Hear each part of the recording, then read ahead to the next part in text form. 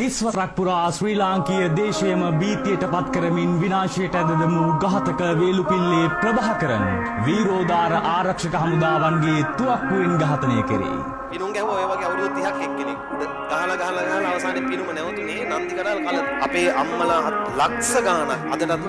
කරහනවා රටේ කුණේ මේ තැබුවේ අවසන් වෙඩිහඬයි අවසන් වෙඩිමුරයයි එල්ජීටී විනාශය එල්ජීටී නායකයන් ප්‍රස්තාවදියා නැතු ඒ ධෛර්ය මේ රටේ දෙමව්පියන් දසදහස් ගානකට දරුවන් අහිමි කළ ඒ වගේම